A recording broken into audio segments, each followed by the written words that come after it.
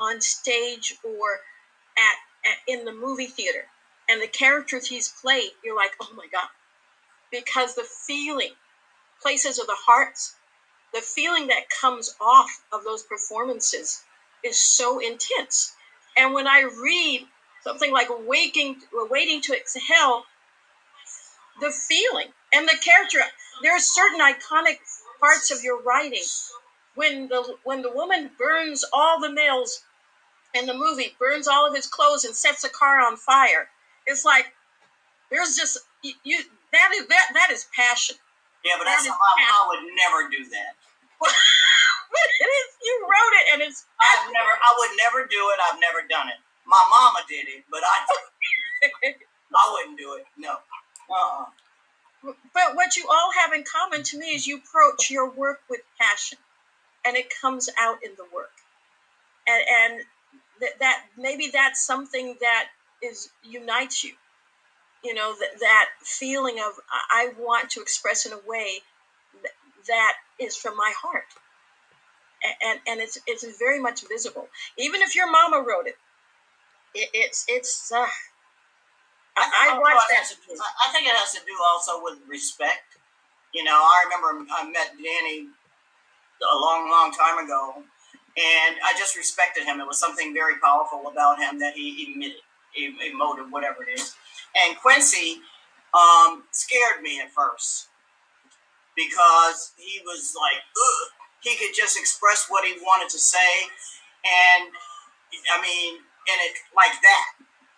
And I was like, you know, where does he get this power? And plus, he's tall. He and Danny both are very tall. And it's like, I mean, I always loved Danny's voice when he spoke. It's like you just wanted to hear what he had to say. And it was like a melody almost. And Quincy was like a drum beat. And I was like, whoa. But you listen. And I respect that. Yeah, definitely. I wanted to say one thing about Danny, too. See, I talk about Terry. But somebody said to me one day, I think when he had just did this movie, I don't know if it was Lethal Weapon, I don't know what it was. Lethal Weapon's on TV right now. No. You didn't know that? And somebody said to me, somebody told me that you know Danny Glover. I said, I do. I said, as a matter of fact, we born on the same day.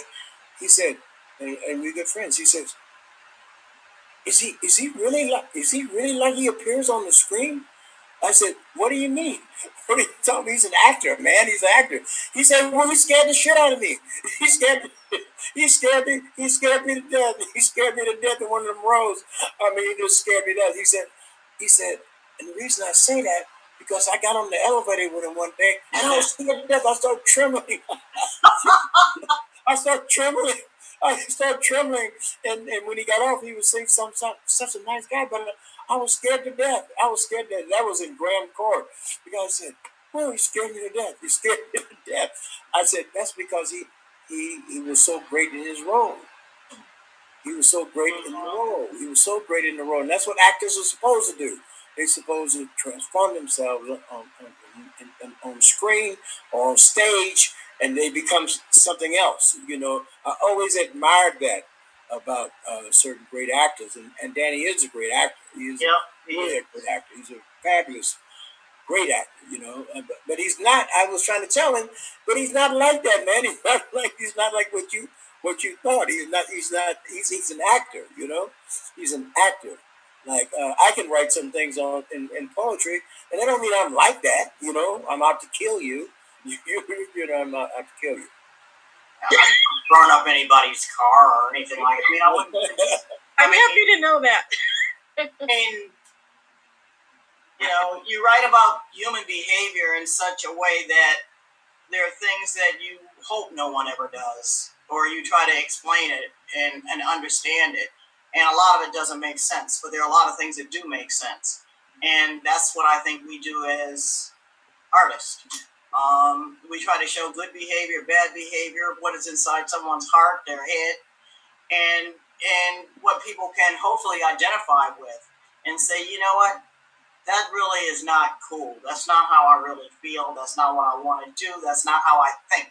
But the bottom line is sometimes until you hear someone say it, read it, or whatever, some people don't go there. They don't question their hearts, until they realize that they read something that is a reflection of it. Yes. And Danny, you do it on the screen. Quincy, you do it on the page. And you do it too. You do it too. You do it too. Well, I'm a good liar on the page. That's the difference. I can make a whole lot of stuff up. Stuff I wouldn't even dream of doing. Some things I wish I could do. I think, for me, in some ways, when I think about Quincy, just think about him, he's been connected to two of the most iconic men of the 20th century, Miles Davis and James Baldwin. When I read The Fire Next Time, I was about 17 years old. And I wasn't a reader. You know what I'm saying? When I read The Fire Next Time, I fell in love with James Baldwin. You know what I'm saying?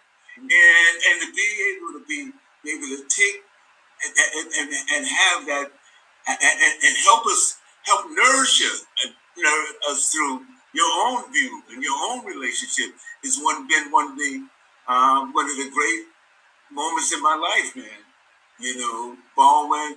And the other person was Miles Davis. So, and it's and I think a lot of for when I think about the humility in Baldwin's writings, beauty, and I mean, it's sometimes. And I remember when I read The Fire Next Time, I was 17. Sometimes it makes you cry. It made me cry when I read that. For some reason, I'm not a reader. I'm not a real reader. I try to be. I try to hang out with the readers and everything else, but I'm not a real reader. But I mean, to have that in this. And have them them translating through you translating them yourself. Does that make sense? Yeah. What I'm curious about is you all three have made it to the pinnacle of success in your careers. Was there a moment in each of your lives when you thought, oh my God, I've made it? This is it. I really have gotten to a point where I can say, thank you. And was there a point that you remember that you realized that you really did make it as an artist? You really are. I don't think we think that way. Do we? Really? I never thought that way. No. Oh my goodness. Yeah. It's not a goal. It's not a goal. It's not a goal.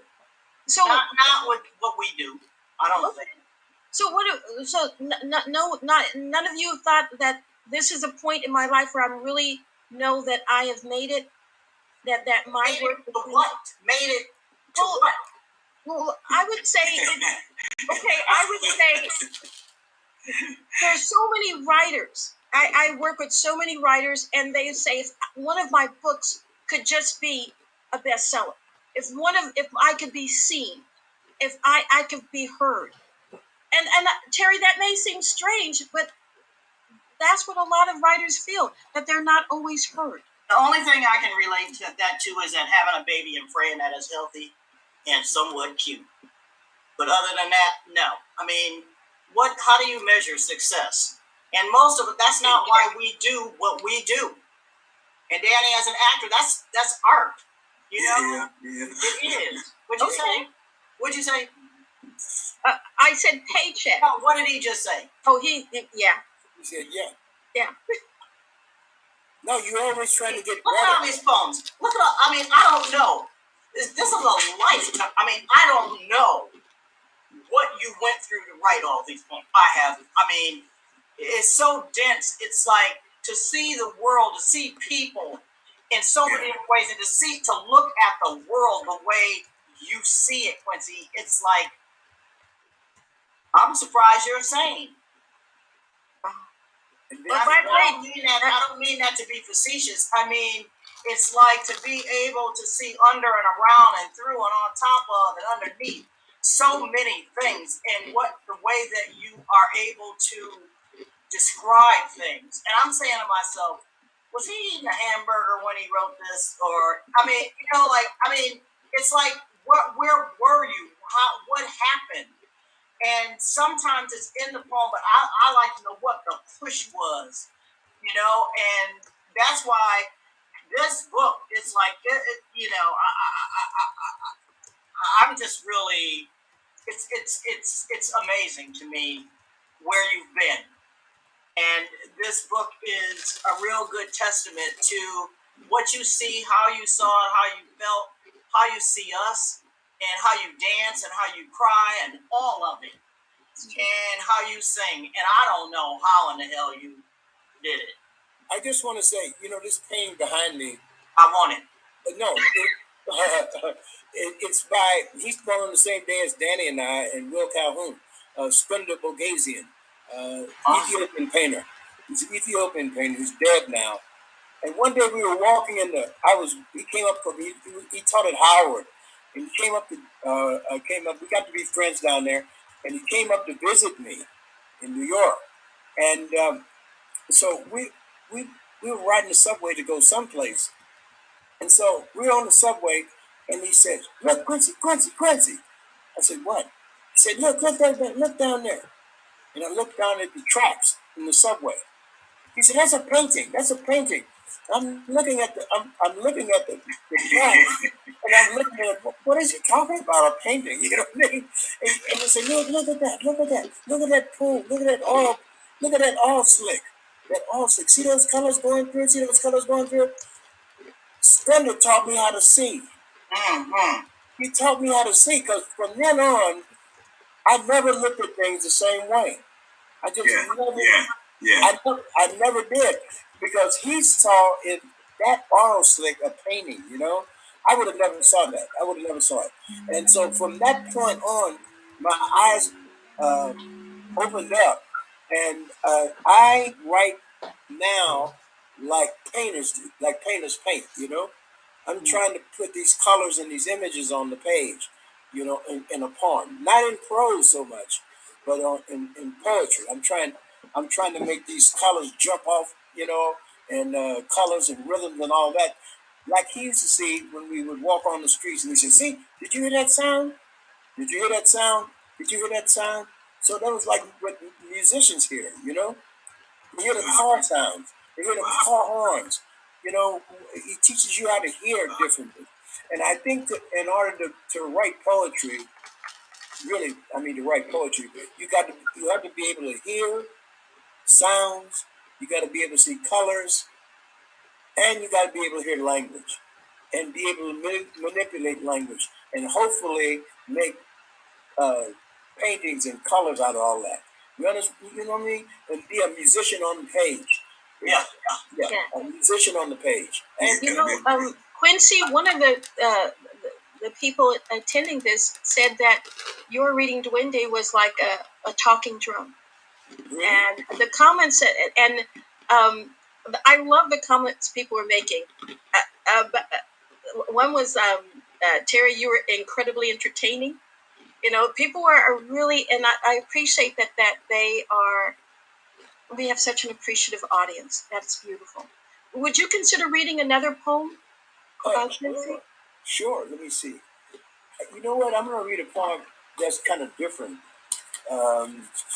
This poem is for Danny Glover, Mildred Howard, Joe Rudolph, who's dead, and Yuri Wada.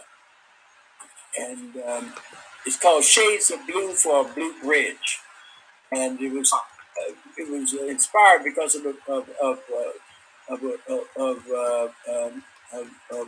bridge that Mildred did. It's in these parts. It's different from the last one. 3 shades of blue evoke Minnie's can do. Sushow's Yuri Wada.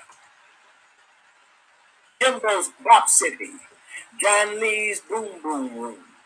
History riffing blue matzo balls, fried chicken, soda.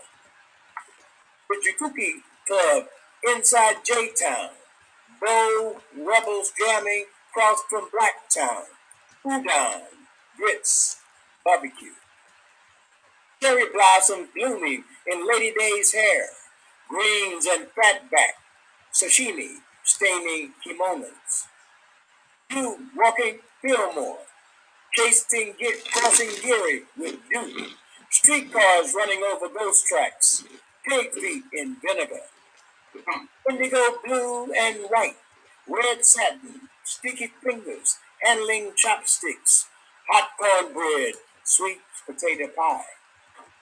Memories brought back in a blue mirror. To filter fish. Kimochi. Lox and bagels. Fillmore Auditorium. Jamming beneath miles of blue. Bird. Monk. Mizumachi, a fake dividing line, mixing it all up. This cultural jambalaya stew, kabaku, white linen, silk, gold train.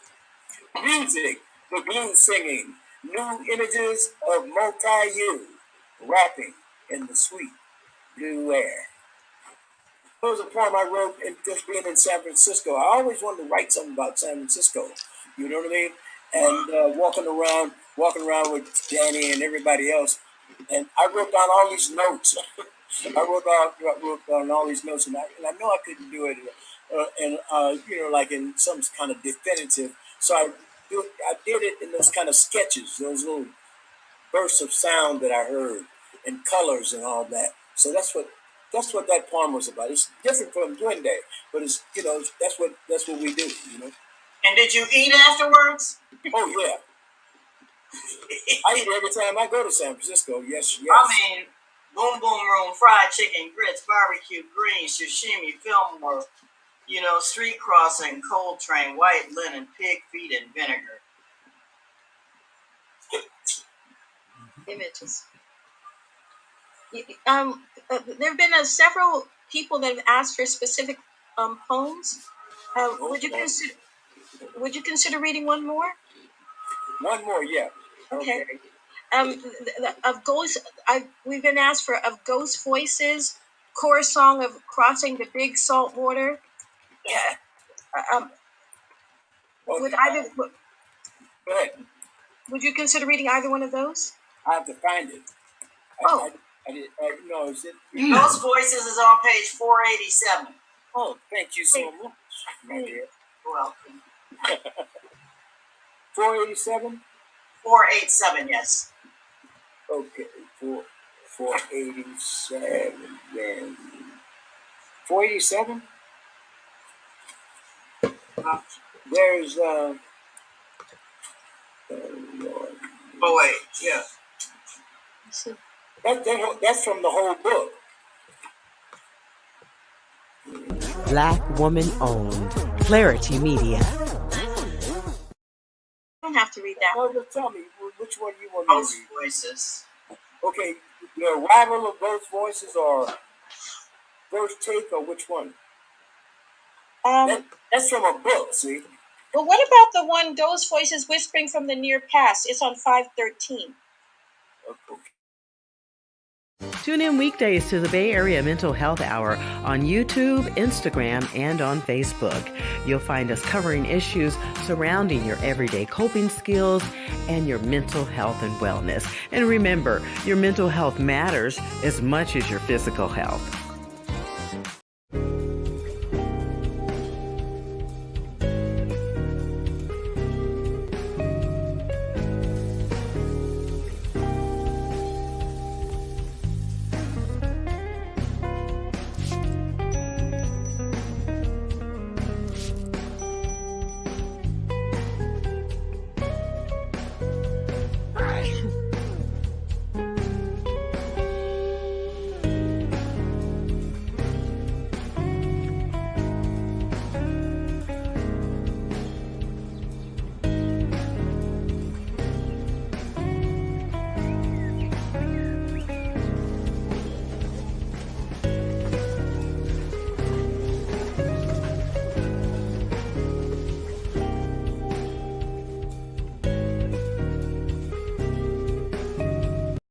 Black woman owned. Clari-T Media.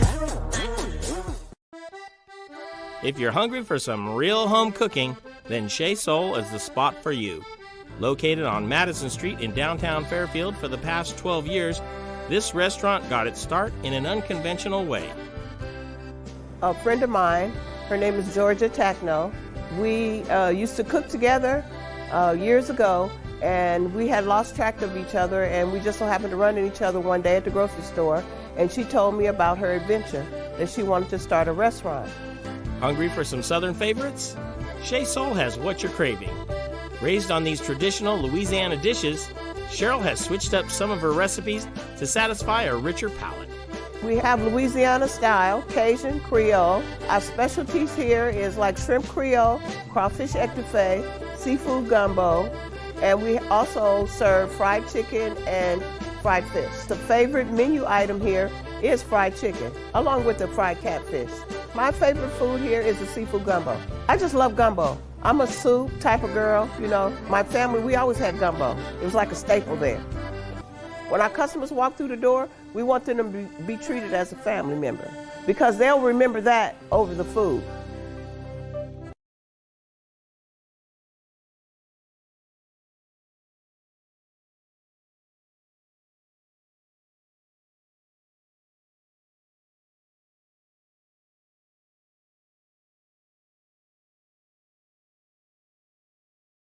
I never get that film. That's what I'm talking about. It's an image. I know him. Mm-hmm. You know what I mean? We get a chance to be and see a woman in the water. Okay. I see a woman in the Caribbean Sea, water off the beach, and she is walking with curls in her nappy hair, pink neck, a straw hat on top of a crown. She is black, walking through the sea. The sun is high and the water is blue. She is humming a beautiful tune. The sea is clear, like green to its sandy bottom. As some cat's eyes are green, some striking woman. The water is warm as a fresh dawn hot bath. The woman's tune is so beautiful. I want to know the meaning under the words married to the rhythm. There isn't inside the song a feeling of joy. I hear in her deep voice walking through the sea there, wearing a red dress. The water is warm and clear and green, like green, as a cat's eyes, those of a striking woman, all the way down to their sandy bottom. That's the first time I ever read some of Pussy's poetry while he's listening. While anybody's listening. It's wonderful what he sees. Yes, very sensual. Wonderful what he sees. And people that don't read poetry should read poetry. Oh, yeah. They don't know what they're missing. Yeah. They don't know what they're missing. There was also a comment that one of a teacher was going to tell her students that at 17, Danny read The Fire Next Time. So, hopefully that will get some young people to start reading. Yeah. That would be wonderful. That would be wonderful. So we're going to change directions now and go into the videos. The first one is J.D. Perrins, and while that's being set up, let me give you some of the background of J.D. And Quincy, Terry, and Danny, it's just been a pleasure. I would say this is awesome in my field of awesome. This is right at the top. J.D. Perrin, an American multi-woodwind player, educator, and composer specializing in jazz and free improvised music. He plays a soprano, alto, tenor, baritone, and bass saxophone, as well as the E-flat clarinet, alto clarinet, bass clarinet, contra alto clarinet. My goodness, this gentleman plays everything. The Native American flute, bamboo saxophone, and he's just amazing. And we have a video. I don't know, JD, are you here? So I guess not. So we're going to hear this right now. He's from St. Louis too. There he is. Hey, Oh, you're here! How beautiful! how you doing, Jim? And it's been really Hey, D. decades and decades with you. And I can't hear him. I saw him recently at the Wilma Jennings Gallery at the Emerald Gatewood exhibition. And I've seen it there many times. And I remember a long time ago you told me, JD, I know all these things. It's I by heart. Well, Quincy hired me, I know that, to play music with literary programs and some of the greatest things that I've done with very illustrious people. And certainly with Quincy in cultural life, St. Louis, New York, and beyond. So I want to do my little piece on the alto clarinet and the so-called blues.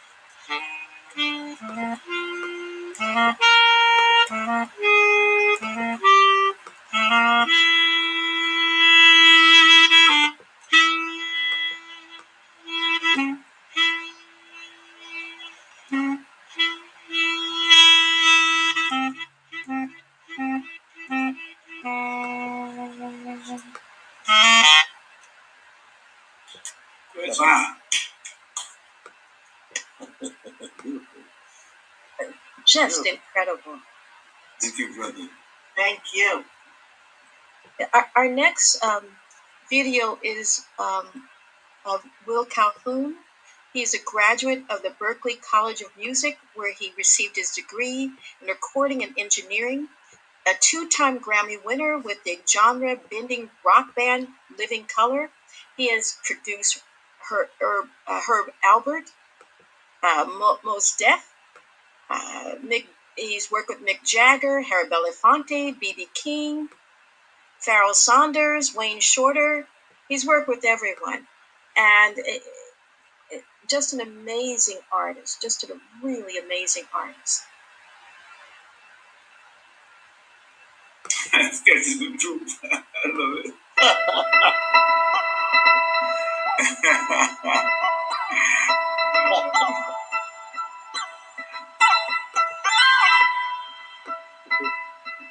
Oh, man.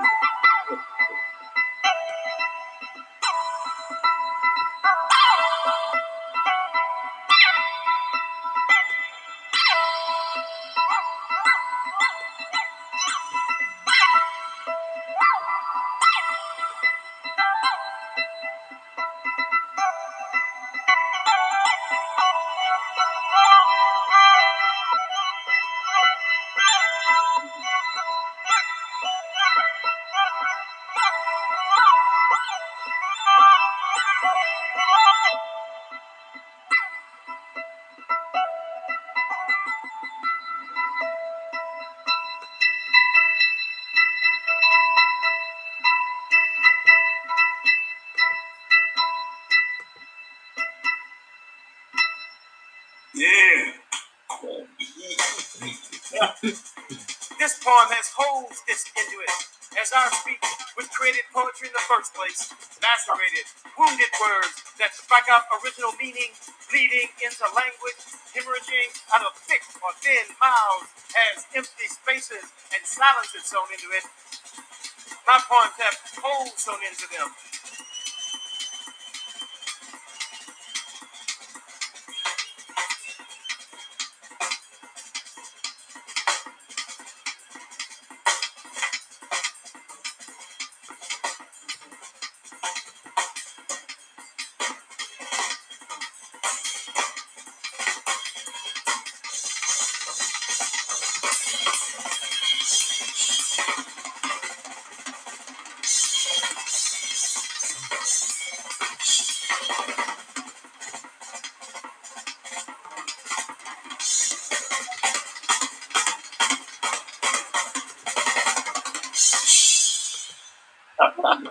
Oh.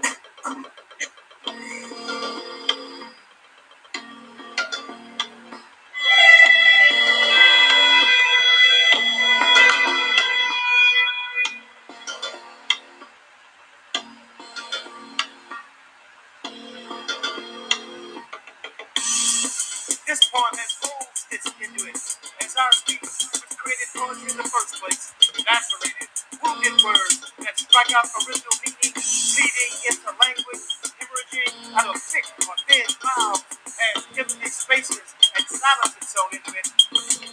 My poems have holes sewn into them.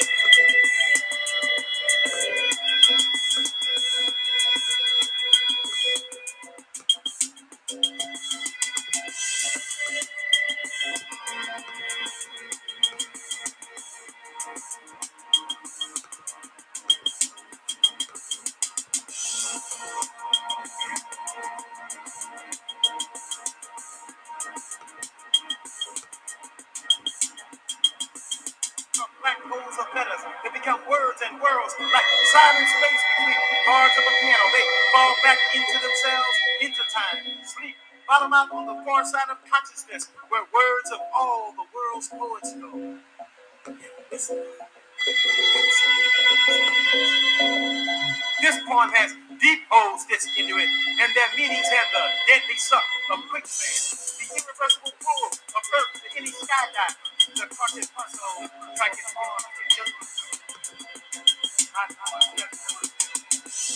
they run searching for light at the end of tunnels.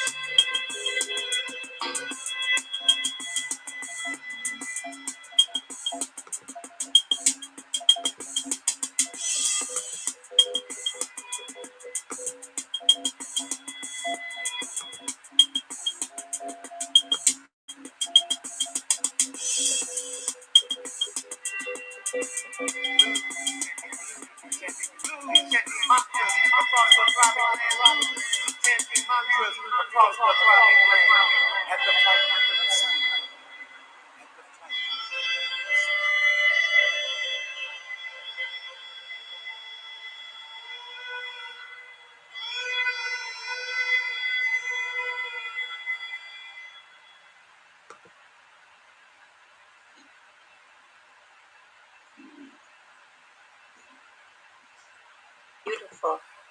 Will, are you here? Yes, I think I'm here. Oh, okay. That's good enough for me. Yeah. you want to talk something about? Hey, Danny. Beautiful. Thank you. How did your collaboration? I know you have the same birthday. All three of you do. Yeah, we do. Yeah, Danny and Will. So how was this collaboration formed? How did you two get together? Well, it's interesting because I had to remind Danny, when Living Color, we had our first record, we won a Grammy on, and we played Saturday Night Live. And much to our surprise, yes, right. I don't mind saying it, we're with this black rock band, and we're in that NBC studio where there were no black people back there. And we're backstage, and we're a little bit nervous. It's our first time on Saturday Night Live. And Danny Glover showed up to see us perform on Saturday Night Live, and he wasn't one of the actors. He wasn't one. Mildred Gibson was the host. And we said, okay, that's cool. But when Danny knocked on the door and stuck his face in the dressing room, for us, it was like a victory. It was like, now we can go out and play. So, we were fans. And our lead singer's last name is Glover. He's Corey Glover, and he's an actor as well. He platooned at that time. So everyone assumed and Corey Glover were like a father-son situation. But regardless, really, really a fan of Danny's, and that was very early in our career. And it's nothing like when you're young and you're out here, a person of color, and you're doing art, when you're sanctioned by one of the elders that shows up. I mean, he just showed up. He didn't phone it in. So we were blown away at that. So that's how I met Danny. And then Quincy, I met, someone gave Quincy one of my electronic CDs when he was out in San Diego. And the thing I love about Quincy then and now is he just called me. He said, look, man, somebody gave me a CD, man. So look, why don't you just come out here, man? We doing this thing. And let's just come out here, man. We're going to do this collaboration. But, huge fan of Quincy Troops, huge fan of Miles Davis, as Quincy knows. Didn't know about the birthday thing at that time. And I said, sure, love Margaret. And I went out to San Diego, we met. And then once we hooked up and we started talking, we both play basketball. I'm a serious avid jazz fan. And there were so many things, both with Margaret and Quincy, that I just felt like family with Quincy right away. And I've always loved cats. When you're young and you play with blues and jazz cats, there's no filter when guys are talking to you, and the women too, about what's happening on stage. And Quincy had that vibe off the bat, and he would say, well, what do you think about this? I said, this cat's cool. Quincy said, I don't like that cat. That's not happening, man. I don't dig that. And immediately I knew he was not a person that was going to BS you. He was going to tell you exactly what it was. And for me, when I'm doing art and being creative, that's the kind of energy you want to be around. And then later on, I found out about the birthday situation. And we had the blessing doing one of Margaret's fantastic summer programs and we were able to all be in the same place and celebrate our birthdays for the first time. That was a really special moment. Yeah. If Margaret's around, Quincy, you want to ask her to just say a couple of words? Margaret! I know he was going to do it. Margaret, they want you to say a couple of words. She's getting her hair together. Okay, well, while she's doing that, Will, do you know Terry? Oh, hi, Margaret. Well, yeah. Will just mentioned. Oh, go ahead. I just want to say how inspiring this program is. It is so beautiful and uplifting. And thank you, everybody, so much. My heart is overflowing in gratitude. I love this program. We love you.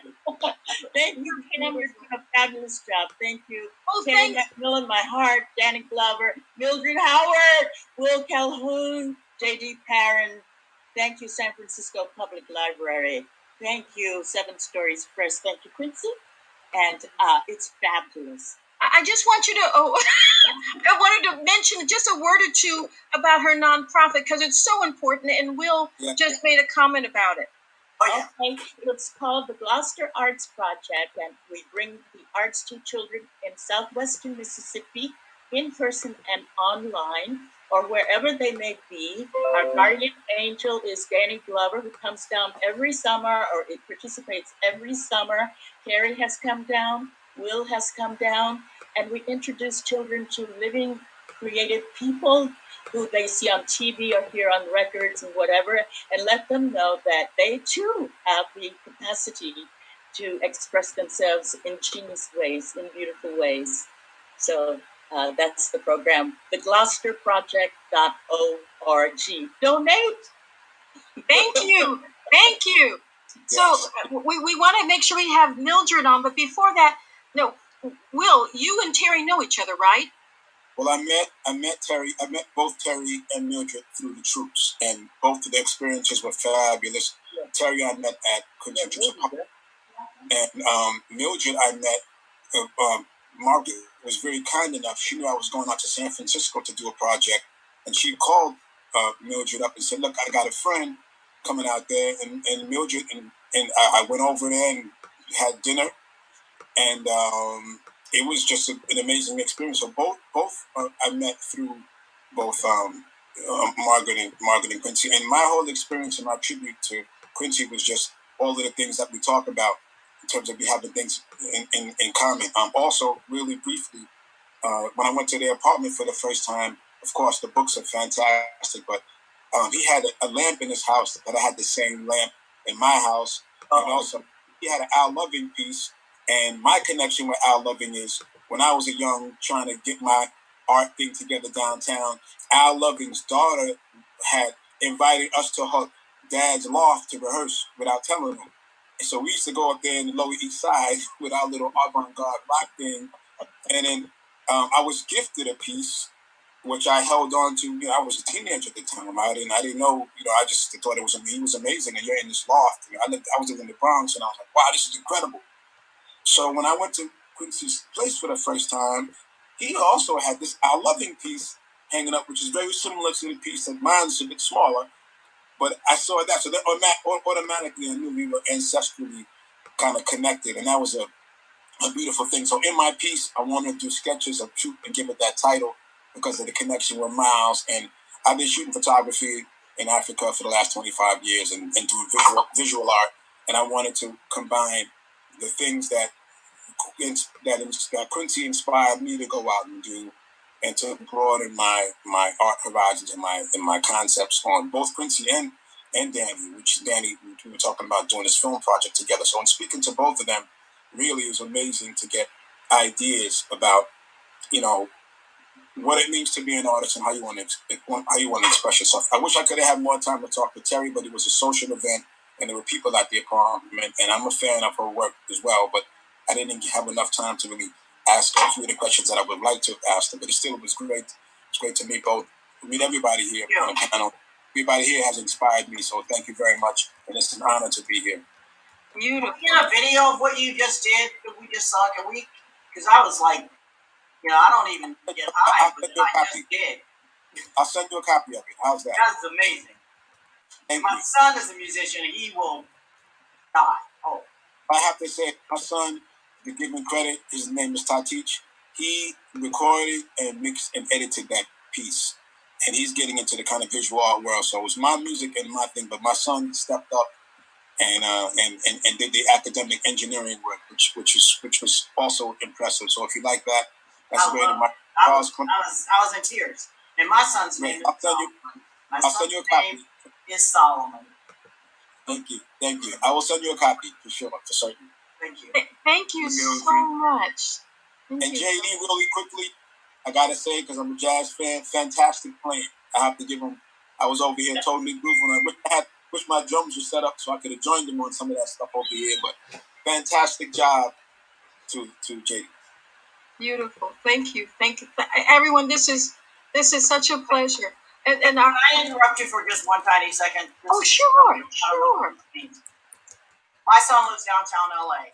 I just said his name. I just got 2 text messages from him because he had COVID and I gave him all this food and all this stuff. And he just sent me 2 texts and said, Mom, thank you for the food.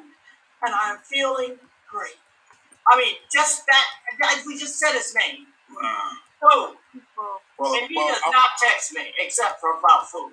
Maybe I'm going to say this respectfully. Behind me, there's an Aboriginal painting, and I spent a lot of time in the outback. And then speaking with one of the elders, we talked about words, and you talked about you guys use words like coincidences and those kind of things. They don't believe in those kinds of things, and they would call that moment you and your son being on the same line. Oh, I know. On the spiritual line. I know that. That's what they would call. That's what the Aborigines would call. Well, most the ones of the tribes that I was, they call it being on the same line with someone. When you think about them and they appear or something that they do or says comes into fruition. So I have to say that. I'm not kidding you. This is. He's not big on texting. His timing is something. I can't wait to tell him. It's beautiful. That's great. We're in the final 10 minutes of our program, and our next speaker is Mildred Howard. Well, we're going to see a video on her work, and Mildred is fabulous. Her ability as an artist is actually mind-blowing. She's an educator also, and her sculptural installations and mixed media assemblage work that invites activism and commentary through the representation of race, racism, injustice, and compassion. She's exhibited nationally and internationally. She has received numerous fellowships, public art commissions, and awards, including a grant by the sculpture by the National Endowment for the Arts and the Lee Krasner Award in recognition of a lifetime of artistic achievement. Mildred is, I believe, you all came together, I guess, in this lifetime as artists. And there's such a wonderful mixture of friendship and real love for each other. And this video that we're showing is a collaboration with Quincy Troop, and it also has some of the artwork of the late, great, and absolutely wonderful Janice Mercatani. Afterwards, we're going to let Mildred to speak about her work for a few minutes.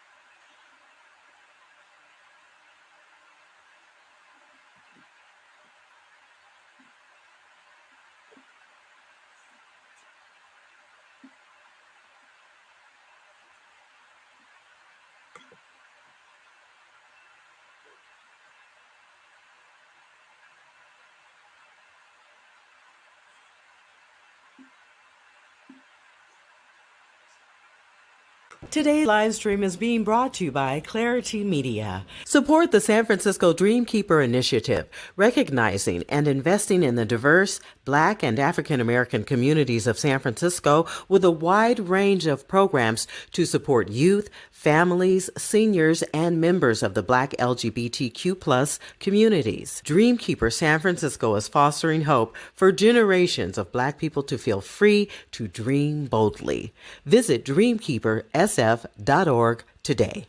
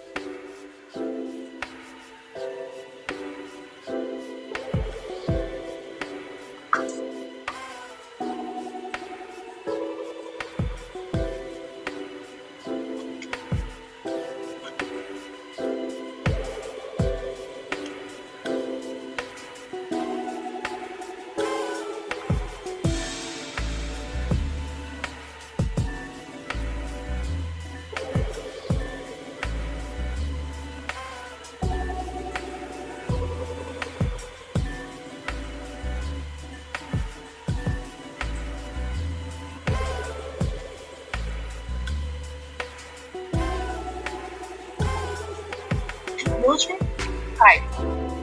I love your collaboration. I just loved your collaboration with Quincy. Can you all talk about it? What gave you? What was the impetus to do such an incredible collaboration? Well, first I have to step back a couple of notches. I heard Quincy on Bill Moyer, and for me, his words are very visual. I could see the words that he was writing. And I said then, I hope that one day I get to work with this person. And his wife, Margaret, had a gallery in San Diego. And she called me out of the clear blue to exhibit in her space. And that opened the avenue for also not only to meet Margaret and her brilliance, but also to meet Quincy. And I got a commission to do 3 Shades of Blue for Blue Bridge. And I'm interested in having someone who could bring in all that cultural stew, as jambalaya stew, as Quincy puts it, into the mix of this piece. And I decided to use blue because blue because you see it in all parts of the African diaspora and throughout the Caribbean and various other parts of the world. So I called Quincy and he said, yeah, something. And I wanted something so that you can read in any direction. Any direction that also brought together the syncopations of your footsteps, the streetscapes, all of that in a visual way that I wanted to put in these 3 Shades of Blue glass that I use for the Blue Bridge. And Quincy and I met for 1 year. Do you remember Quincy? One? Yep. With various communities. And he was able to capture the essence of that through that. And that's how what brought us together. Nice. Quincy, were you surprised that, because the work is so unique, did you have a vision of how it was going to look? Mildred's Right. Her use of your poetry. No, Mildred was always full of surprises. So, I left it to her. I trusted what she was going to do, and she trusted me. And that's the way you work with people. You have to trust them. You have to trust them. And that's why you pick certain people to do things, because you trust what they're going to do. So I trusted Mildred, like Calhoun and I mean, we just get along. I mean, just like that. You know, same thing with that. With you, and so, and, you know, that's how you come together in work. That's how you come together in work. It was small. I met Terry through Margaret, and then I knew Danny because we were at his house with Alice Walker, and my kids were young, and we were putting in an envelope to leaflet the community for some political event. And then Will I met through Quincy. So the art world is very tiny, and you never know who you might run into. When I think about when I did the punctuation marks, I had been invited up to Pilchuck to do these, and I didn't know at the time what I was going to do. And then I read at the end like Quincy True. And I don't know if I have time to read it. Can I read it? Oh, sure, go ahead. At the end of every sentence, a period, occupying space, at muscular energy. A point to make another point. In space, the end is beginning of another end. Recurring cycles occupying space, and death being only a period at the end of a sentence. Earth, a point that starts another point. And at the end, there is space to begin again. Always space at the end to begin again. Beautiful. Mm-hmm. Thank you for reading that. That was beautiful. Thank you, Mildred. Mildred, can I ask you a question? Yeah.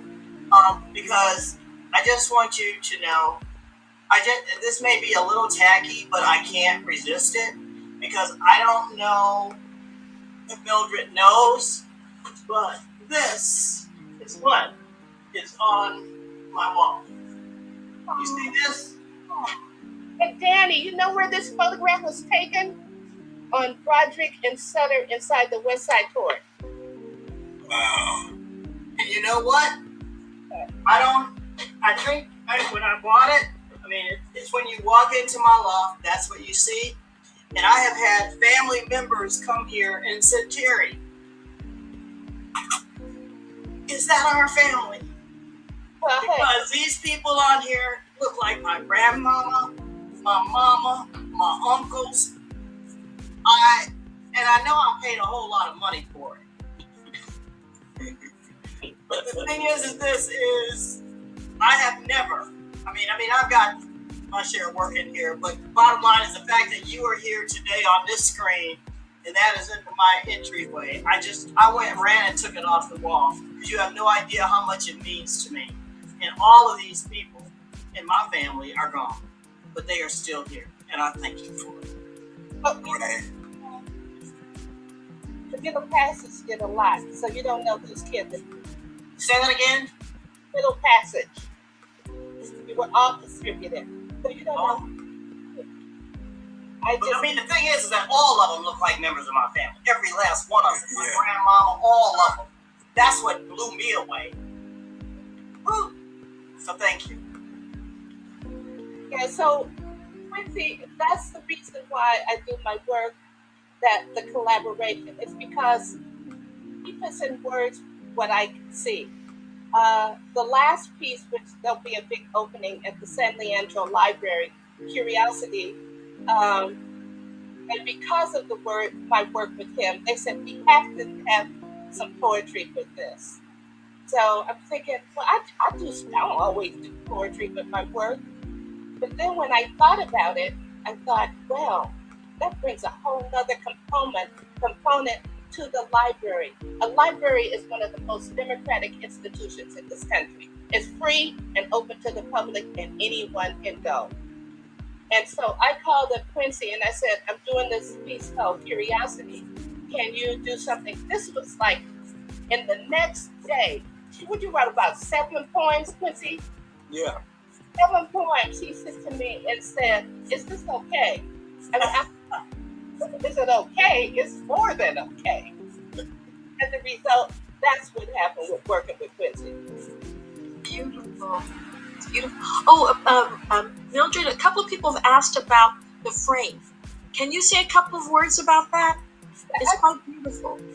Frame is about 22 by 20 feet high. It's up on at Hunter's Point. And I did this for people who look like me, Hunter's Point community, because they're the real art. They're being displaced because patients can't afford to where they live for years. So when they walk through the frame, they're the real art. That's who I'm talking about. The people of that community. And also when you walk through that frame, when you look through that frame, you see on one side you see the San Francisco Bay Bridge. When you look on the other side, you see the peninsula. And the opposite right side of the frame is just like a regular frame, and it's out of bronze. So you go all the way to the end of Evans off of 3rd Street and up the hill, what used to be the hood. Yeah, what used to be. And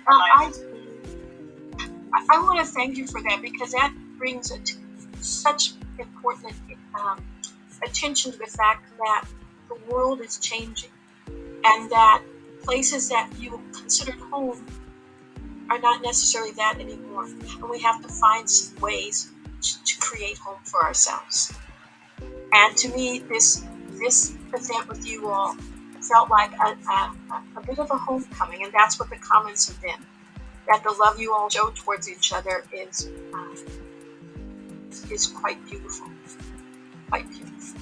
Great when all of us can get together again. Yeah. Well, we're at the end of. Well, I want to find out. I know we're a little bit over, but is there a possibility of if there's any comments or anything that people want to ask? If you're still here. If we have a couple of minutes, and I want to make sure I don't get the librarians angry, is that a possibility? Well, they didn't say no. Someone has said they have to walk through the frame and just to experience that. And I quite agree with that. If there's no questions, thank you. If there's no questions, Quincy, Danny, Mildred, Will, Terry, do you have any closing comments that you want to say? I would like to say I love doing this, and I hope we can do it again. This is fun. I mean, this is just really. I mean, I'm kind of a mess. I'm glad I didn't put on mascara. That's all I can say. Thank you. And I'm so proud of Quincy. I'm so proud of you. You have no idea. I really am. Well, I just want to thank everybody for agreeing to be a part of this, this program, because I found it really exciting. I found it really exhilarating to listen to everybody talk and to play. Will's playing and Danny talking about things that and Terry and Mildred. I mean, it was just exhilarating. It was just an exhilarating experience for me. I just wanted to thank everyone for participating. I really do. I really am sincere about that. I want to thank everyone for participating. I had a ball. I really did. I really had a ball. And it's been such a drab time in the United States. And this was very uplifting for me. This was a very uplifting program for me to participate in. Quincy, everyone's asking online if you would just do one more poem. They're like beautiful messages. They're beautiful. I'm going to read something that is different. I'm trying to create, because I'm a poet. I'm trying to create. No, you're not a poet. Shut up. I'm shocked. I'm creating these poems. Well, I'm not going to read that, but I'm creating these poems called 7-Elevens. You know, because when we were growing up, Danny and I know about these kind of things. You know, man, we used to play dice. 7th or 11, you win. Snake eyes, you lose. So I decided to create this whole form called 7-Elevens. So I write these poems that are 7 lines and 7 syllables alternating, and the other ones are 11 syllables and like that. But I'm going to end with this one. It's called Just Think About It. Just think about it. Sometimes all you need to do is open a door.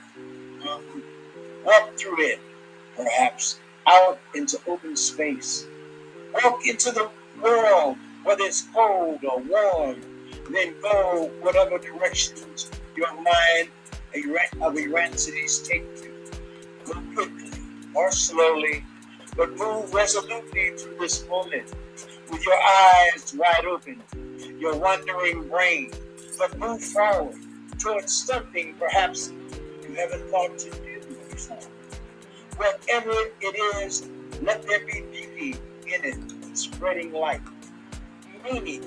Open yourself up to new music, people, vistas, spontaneous improvisations of the day, rhythms carrying possibilities to unlock the secrets of this world. Perhaps will lead you to look into things, people you never focused on before you walk through that door. Perhaps the opening will reveal yourself to yourself. Revelation. Perhaps not. You might feel different for the rest of your life. Thank you. Thank you. People are also asking if what's some of your next projects. They want to know if Will's going to be doing a show. If Mildred will have something. What is the next thing? If Danny, all of you, what's your next project or a project that you're working on right now? If you can tell us. If it's not. Would it be a good? You want to know the truth? And it can be posted. I don't know. Okay. I'm working on I wrote a novel. My novel is called Safety, ironically enough. And I finished it, and now I'm doing that thing that's called revising. Yeah. And anybody that's interested in doing it for me, No. just text me. No. So go ahead, Mildred. I'm completing another piece there are 3 components at once of African currency scaled up to 18, 16, and 14 feet. That's going to be in San Francisco in front of the new Southeast Community Center on Evans. It's called By the Summer. And my piece in New York will come down in April. So I have a piece that's up now near the Hudson River. Excellent. Anyone visiting New York, make sure you check out By the Hudson River, Mildred Howard's work. And Danny, we all see you with another show. You are such a brilliant actor. I can go back and you've given so much, and not just, I want to say, artistically, but in a humanitarian way to help others. And it's been written back and forth. People are talking about the humanitarian work that you do. So thank you very, very much. Can he sing? Terry wants to know, can you sing? You know, so. No. Okay. Thank you all. This has been wonderful. Thank you. Thank you. And we're very appreciative to have such a beautiful audience. Thank you very much. Thank you very much. Thank you. By the book. Bye. Bye. See you later. Bye. All right, check it out on our SFPL's YouTube channel, San Francisco Library YouTube. Buy the book at Moad, Marcus Books, and Human Books. Thank you all. This was an amazing program, and it spread a lot of light. Thank you. Thank you. You're welcome.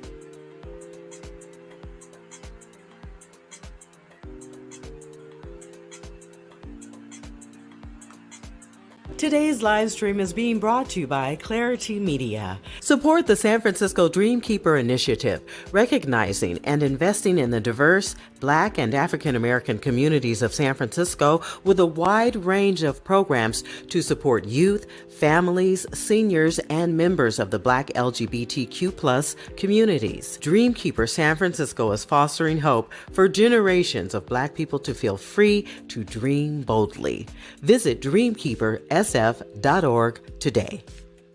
My name is Gwendolyn Brown, and I am Black San Francisco. My name is Evan, and I'm Black San Francisco. Hi, I'm Erica, and I am Black San Francisco.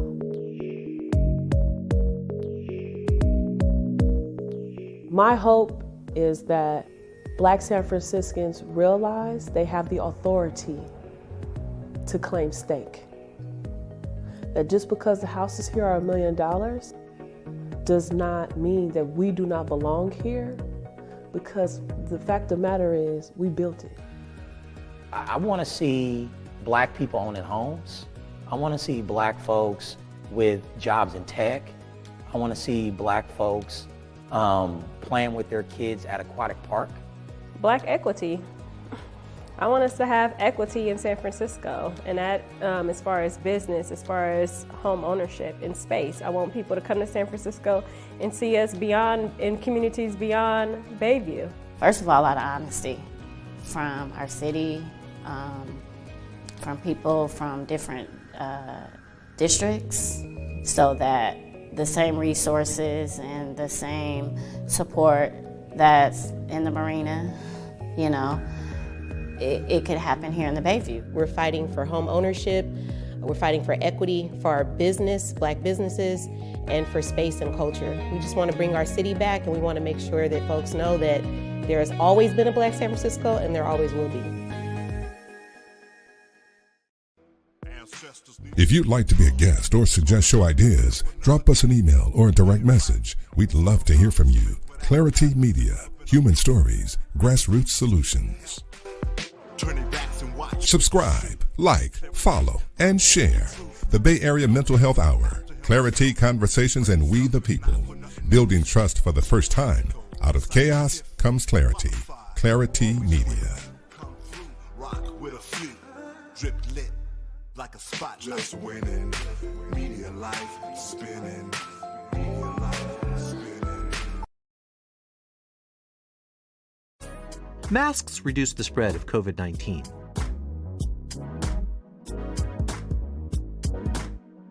COVID-19 spreads from person to person through respiratory droplets as we cough, sneeze, talk, or breathe. Wear a mask that covers your nose and mouth and fits snugly against the side of your face without gaps. Masks act as a barrier to help stop respiratory droplets from spreading to others. They also act as a barrier to help stop droplets in the air from spreading to you. If you are within 6 feet of a person with COVID-19, you could be exposed. Stay at least 6 feet from other people and wear a mask. If possible and safe, increase ventilation by opening windows, doors, and using fans. Wear a mask over your mouth and nose. Stay at least 6 feet away from others. Avoid crowds and poorly ventilated spaces. Wash your hands with soap and water for 20 seconds. Get a COVID-19 vaccine when it's available to you. This public service announcement is being brought to you by Clari-T Media. Out of chaos comes clarity.